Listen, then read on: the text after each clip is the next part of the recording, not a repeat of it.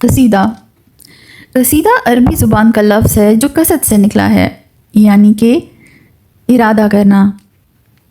اس کے لغوی معنی سے یہ ثابت ہوتا ہے کہ یہ صنف جو ہے وہ ارادی طور پر وجود میں آئی ہے، اور شاعر ارادتاً کسی کی مدح سرائی کرتا ہے اور بعض اوقات اس میں زمین آسمان کے کلابے ملا دیتا ہے۔ قصیدہ کا دوسرا معنی ہے مغز، یعنی قصیدہ شاعری کی جو دیگر اصناف کے مقابلے میں وہی مقام رکھتا ہے جو انسانی جسم میں دماغ یا مغز کا ہوتا ہے۔ اردو شاعری کی اصطلاح میں قصیدہ اس نظم کو کہتے ہیں جس میں کسی زندہ شخص کی تعریف بیان کی گئی ہو، خصوصاً بادشاہ، وزیر، رئیس، نوابوں، امیروں، سرداروں یا کسی بڑے شخص کے اوصاف بیان کیے جاتے ہیں۔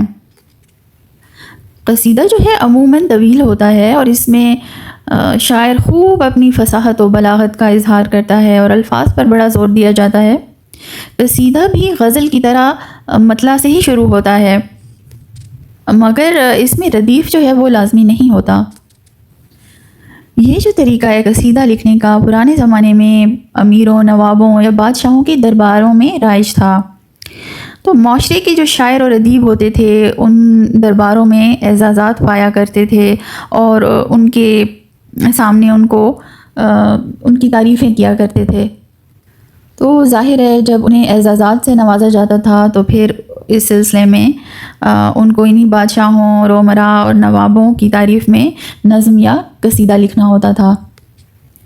قصیدے کا انداز بھی غزل کی طرح بڑا دلکش ہوتا ہے، یعنی وہی مطلع، مقطع، قافیے کا اہتمام کیا جاتا ہے۔ قصیدہ نگاروں میں سودا، انشاء اور ذوق جو ہیں وہ بہت بڑے نام ہیں۔ اسی طرح مرزا غالب جو ہیں انہوں نے ایک قصیدہ لکھا بہادر شاہ ظفر بادشاہ کے لیے: ختم کرتا ہوں اب دعا پہ کلام، شاعری سے نہیں مجھے سروکار، تم سلامت رہو ہزار برس، ہر برس کے ہوں دن 50,000۔ قصیدے کے اجزائے ترکیبی یا ارکان 4 ہیں۔ تشبیب جو ہے وہ قصیدے کا ابتدائی حصہ ہوتا ہے، یعنی تشبیب کے معنی ہے شباب، مگر تشبیب کے لیے موضوع کی پابندی نہیں ہوتی۔ اسی طرح دوسرا جو رکن ہے وہ ہے گریز، یعنی اس کا مقصد یہ ہوتا ہے کہ تشبیب اور قصیدے کے اصل مضمون کو فنکاری سے ایک دوسرے کے ساتھ ملایا جائے۔ اس میں جو قصیدہ نگار ہے وہ اصل موضوع کا ذکر کرتا ہے، اصل مقصد بیان کرتا ہے۔ پھر تیسرا رکن ہے مداح۔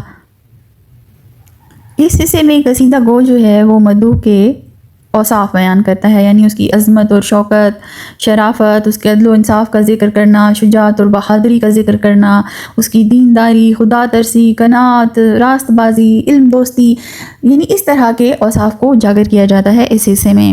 اس کے بعد آخری حصہ جو ہے وہ دعا ہوتا ہے اس کا، یعنی آخری حصے میں جو ممدوح ہے اس کو دعا دی جاتی ہے اور دعا کے ذریعے قصیدہ گو اپنا صلہ بھی طلب کرتا ہے۔ اور غزل کی طرح یہاں اس میں بھی مقطع ہوتا ہے جس میں شاعر اپنا تخلص لاتا ہے ضرور۔